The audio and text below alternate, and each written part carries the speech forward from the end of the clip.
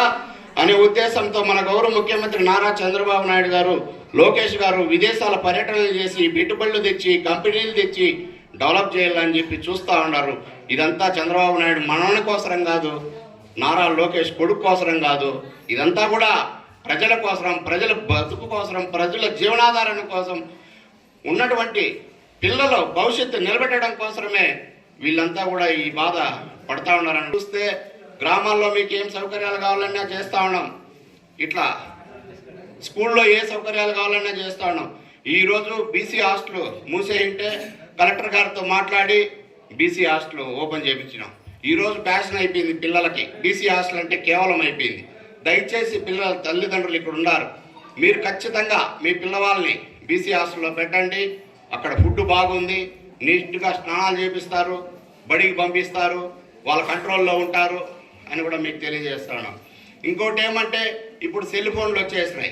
మీరు చేయాల్సిన బాధ్యత ఇంటర్మీడియట్ వరకు కన్నా వాళ్ళు తప్పుదోవ పట్టకుండా చదివించి కానీ మగపిల్లలు కానీ దారిలో పెట్టగలిగితే ఇంటర్మీడియట్ అయిపోయిందంటే ఆటోమేటిక్గా వాళ్ళ స్టేజ్ మారిపోతుంది, వాళ్ళ అలవాట్లు మారుతాయి, వాళ్ళు చదువుకోగలుగుతారు, ఉద్యోగాలు తెచ్చుకోగలుగుతారు.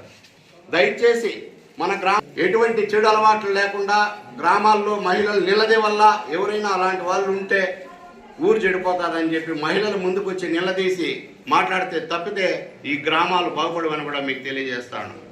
ముఖ్యంగా మన గ్రామాల్లో వారి ఇంటి ముందర వాళ్ళ వీధి శుభ్రంగా పెట్టుకొని అవసరం ఏం చేస్తాం అనేది ప్రతి ఒక్కరు కూడా ఒకసారి ఆలోచించుకోవాల్సిన అవసరం ఉంది.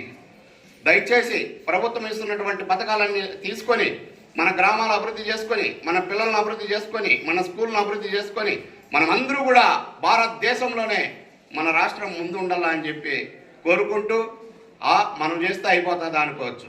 అబ్దుల్ కలాం ఎక్కడి నుండి వచ్చారు, నరేంద్ర మోడీ గారు ఎక్కడి నుండి వచ్చారు, చంద్రబాబు నాయుడు గారు ఎక్కడి నుండి వచ్చారు, ఇలా చెప్పుకుంటే రాజశేఖర రెడ్డి గారు ఎక్కడి నుండి వచ్చారు, ఇలా చెప్పుకుంటా పోతే పల్లెటూరు నుండి ఒక రైతు కుటుంబంలో పుట్టి వాళ్ళకు ఉన్నటువంటి ఆలోచనలను పంచుకుంటా ముందుకు పోయి ఈ స్టేజ్కి వచ్చినారు. వాళ్ళు చేతనైతే 10 మందికి సాయం చేద్దాం, లేకపోతే గమ్మునుందాం. చెడ్డ చేసేది మాత్రం ప్రజల్లో కానీ రాజకీయ నాయకుల్లో కానీ ఆ అలవాటు లేకుండా ప్రతి ఒక్కరూ కూడా ముందుకు పోయి మన స్కూలు, మన పిల్లలు డెవలప్ చేసుకొని మన గవర్నమెంట్కి మంచి పేరు తెస్తారు, మన ఉపాధ్యాయులకు మంచి పేరు తెస్తారని కూడా కోరుకుంటూ ఈ టీచర్స్ మీటింగ్ అని చెప్పని గత సంవత్సరం ఎలక్షన్లు జరిపి పేరెంట్స్ అండ్ టీచర్స్ మీటింగ్కి సంబంధించి ఎలక్షన్లలో ఈ కమిటీకి సంబంధించి పేరెంట్స్ కమిటీ అని చెప్పి ఫామ్ చేసి ఇదంతా ఎందుకు చేసింది అంటే పిల్లల కోసం, వాళ్ళ ఉజ్వల భవిష్యత్తు కోసం. ఇప్పుడు మాతృదేవోభవ అన్నారు, పితృదేవోభవ అన్నారు, తర్వాత అన్నారు ఆచార్య దేవోభవ అని. ఫస్ట్ ప్రిఫరెన్స్ ఎవరికి? మాతృదేవోభవ, తల్లి, జన్మ ఇచ్చేది తల్లి. నెక్స్ట్ పితృదేవోభవ, తండ్రి. ఆ నెక్స్ట్ ఆచార్య దేవోభవ, గురువు. తర్వాత 4th వన్ ఉంది అతిథి దేవోభవ, అది తర్వాత లాస్ట్దే. అట్లా ముందు తల్లి యొక్క పాత్ర ఏంటంటే పిల్లలకి అన్నం, క్యారెక్టర్ ఎట్లా ఉంది, వాడి నడవడికి ఎట్లా ఉంది అది గమనించాలి తల్లులు. తండ్రి ఏముంది, సంపాదిస్తాడు, తీసుకొచ్చి ఇంట్లో పడేస్తాడు. మెయిన్ చూసుకోవాల్సిన బాధ్యత తల్లులది. అందుకని ఈ డబ్బులు కూడా గమనించారనేది మీరు మీ అకౌంట్లోనే పడుతున్నాయి. తల్లికి వందన డబ్బులు అంతే సార్, తల్లికి వందన అకౌంట్స్ అన్ని గవర్నమెంట్ ఇచ్చే డబ్బులు తల్లి అకౌంట్లో పడుతున్నాయి. తండ్రులు పిల్లలు కానీ మొబైల్ కానీ మెయిన్ మొబైల్స్ అవాయిడ్ చేయండి. మొబైల్స్ గుండా దాంట్లో ఏం కొట్టినా వస్తుంది. మొబైల్ అందరికీ మనకు తెలిసిందే, ఇంటర్నెట్ మాయాజాలం ఉంటుంది, ఆ మాయాజాలం అది, దాని పేరే మాయాజాలం. వాళ్ళ విద్య ఎలా ఉంది, అందుకనే ఈ మీటింగ్లు ఏం పెట్టారు. ఇటు వెళ్ళినప్పుడు ఈ మీటింగ్ అప్పుడు వాళ్ళ ప్రోగ్రెస్ ఎలా ఉంది, ప్రోగ్రెస్ కార్డులు ఇస్తారు మనకి, మన సార్ వాళ్ళు మీకు ఇస్తారు. మీ వాడి ఆటలు పాటల్లో ఎట్లా ఉంది, ఆ ఆటల పోటీల్లో వాటిలో పార్టిసిపేట్ అవుతున్నారా లేదా, యాక్టివ్గా ఉండాలి ఆటల్లో కూడా, అట్నే విద్యలో యాక్టివ్గా ఉండాలి. చదివే వయసులో చదవాలి, తిరిగే వయసులో తిరగాలి. అది ఒక్కటి గుర్తుపెట్టి చెప్పండి వాళ్ళకి. ఇప్పుడు నేనున్నాను ఫర్ ఎగ్జాంపుల్, డిగ్రీ వరకు చదివా, ఇప్పుడు చేసుకోవాలి. 10th వరకు అయిపోతుంది, 10th ఇంటర్మీడియట్, డిగ్రీ. అట్లా ప్రభుత్వం ప్రతి విద్యలో కూడా ప్రోత్సాహకం కల్పిస్తుంది. స్కాలర్షిప్లు వస్తున్నాయి కదా, ఇప్పుడు తల్లికి వందనం వచ్చినట్లు అట్లా ఇంటర్మీడియట్, డిగ్రీకి వెళ్ళేసరికి వాళ్ళకే అమౌంట్స్ వస్తున్నాయి. ప్రభుత్వం ఇచ్చే సదవకాశాలన్నింటినీ ఉపయోగించుకొని, సదుపయోగించుకొని, అంటే మంచిగా ఉపయోగించుకొని, డబ్బులు ఇస్తుంది 15,000 వస్తున్నాయి, 14,000, 13,000. సరే ఇప్పుడు మిషన్ తెచ్చుకోవచ్చులే, టీవీ తెచ్చుకోవచ్చులే అని కాకుండా గవర్నమెంట్ దేనికి ఇస్తుంది, దానికే ఉపయోగించుకోండి. పిల్లలు చదువుకి ఇస్తుంది, ముందు మీరు పెట్టుంటారు, తర్వాత దానికి వాడుకోవచ్చు. అట్లా పిల్లల భవిష్యత్తుని మెయిన్ ఆలోచించండి ఒకసారి. అదేవిధంగా గురువులు ఫుడ్ కానీ మంచి కానీ చెడ్డ కానీ స్నానం చేసి మీరు ఇక్కడ స్కూల్ పంపిస్తే మీ పిల్లకాయలు బ్రహ్మాండంగా ఉన్నారు. అదేవిధంగా ఇంతకుముందు కలెక్టర్ గారి దృష్టికి శ్రీనివాస నాయుడు చెప్పినట్టు మేము పోయి కలెక్టర్ గారిని అడిగితే బీసీ హాస్టల్కు 24 గంటల్లో శాంక్షన్ చేయించాడు. మనం ఏదేదో బయట ఎత్తుకొని మనం మన బిడ్డలు పక్కన పెడితే ఇబ్బంది పడతాము. మనకు 1 కిలోమీటర్ ఉంది ఎండి ఆఫీస్ దగ్గర, బ్రహ్మాండంగా చిక్కీలు, మటన్, చికెన్ బిర్యానీ, పూరి, ఇడ్లీ ఓ రోజు ఎవరికి తెలియకుండా మేము పోయినాం. నేను చిన్నబాబు గారు పోయాము, చెక్ చేసాము, బ్రహ్మాండంగా ఫుడ్ పెడుతున్నారు. దయవుంచి మన హాస్టల్ని డెవలప్మెంట్ చేసి మన కలెక్టర్ గారి నమ్మకంతో, మన సోమల నమ్మకంతో ఇచ్చిన హాస్టల్ను నిలబెట్టాలని శిరస్సు వహించి నేను కోరుతున్నాను. తర్వాత ఏమిరా అంటే ఇదే సోమల మండలంలో, సోమల గ్రామంలో ప్రతి ఒక్క ఇంటికి ఒక టీచర్ ఉన్నారు, ఒక పోలీసు ఉన్నారు, ఒక మిలిటరీ వాళ్ళు ఉన్నారు, ఒక కంట్రీస్ దాటిపోయిన వాళ్ళు కూడా ఉన్నారు. మన సోమలు అనేది దేవుడిచ్చిన వరం.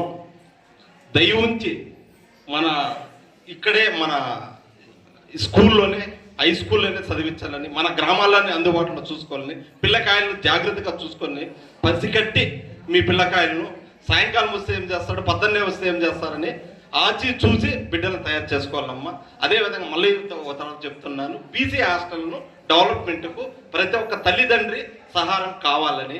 మన గ్రామానికి వచ్చింది రిటర్న్ పోతే మన గ్రామానికి చెడ్డ పేరు, మన కలెక్టర్ గారికి చెడ్డ పేరు, తీసుకొచ్చిన మా పెద్దలకు చెడ్డ పేరు, ఇక్కడ ఉన్న స్టేజ్ ముందు ఉన్న ప్రతి ఒక్కరికి కూడా మన గ్రామం గురించి చాలా లోతుగా ఆలోచించే శక్తి ఇచ్చారు.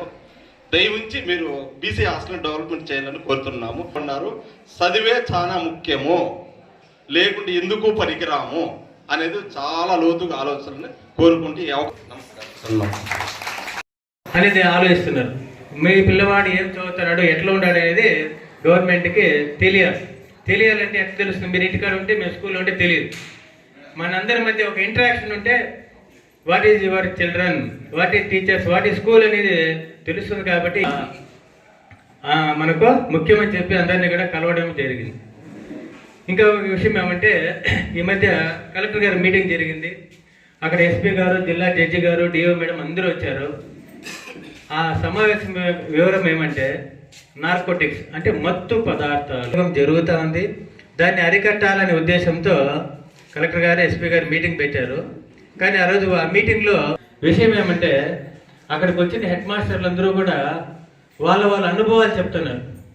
ఒక్కొక్కరు లేచి మైక్ తీసుకొని, సార్ మా స్కూల్లో అబ్బాయి గంజాయి తాగుతాడు, మేమేదో గ్రౌండ్ లెవెల్లో మిమ్మల్ని జాగ్రత్త పరుద్దామనేసి చేశామని చెప్తూ వాళ్ళు మాకేం చెప్పారంటే, మీరు పిల్లవాడిని అడుక్కోవద్దండి, భయపెట్టండి అంటే. ఏం చెప్పారంటే ఉన్నట్లుండి, అది మనం తేదీ చెప్పము, సమయం చెప్పము, వాళ్ళ బ్యాగులు, వాళ్ళ డ్రెస్సులు అంతా కూడా చెక్ చేయండి. అమ్మాయిలనే లేడీ టీచర్స్, అబ్బాయిలు జెంట్ టీచర్స్ బ్యాగులు, బుక్కులు అన్నీ ఎతికి వాళ్ళ దగ్గర ఏమన్నా ఉంటే వాళ్ళ ఇదంతా టీచర్ ఎంటా ఉన్నాడు వాట్సాప్ నుండి. అంటే పేరెంట్ తల్లిదండ్రులు అంటే అట్లా ఉండాలి. ఇప్పుడు ఒక దెబ్బ ఇస్తే ఎమ్మడి మొహన్ ఎందుకు పెట్టాలని చెప్పి ఫైటింగ్ పోతున్నాం పేరెంట్స్. అట్లా ఉండకుండా గురువు ఎందుకు కొడతాడు? విద్య రావడానికి ఎప్పటి పనులు చదువుకునే వయసులో చదువుకోవాలి, పెళ్లి వయసులో పెళ్లి అవ్వాలి, ఉద్యోగం చేసే వయసులో ఉద్యోగం చేయాలి. ఉద్యోగం మాత్రం గవర్నమెంట్ ఉద్యోగం కావాలి మా పిల్లలకి. కానీ చదవడం ప్రైవేట్ స్కూల్లో చదవాలి. ఉన్నారు పోస్ట్ గ్రాడ్యుయేషన్లో బీఈడీలు ఎంపీడీలు చేసిన ఉన్నారు, చాలా చక్కగా చెప్తున్నారు. కాబట్టి ఈ ప్రభుత్వ పాఠశాలలో విద్యార్థులను నేర్చుకుని వాళ్ళ ఉద్యోగ భవిష్యత్తుకు తల్లిదండ్రిగా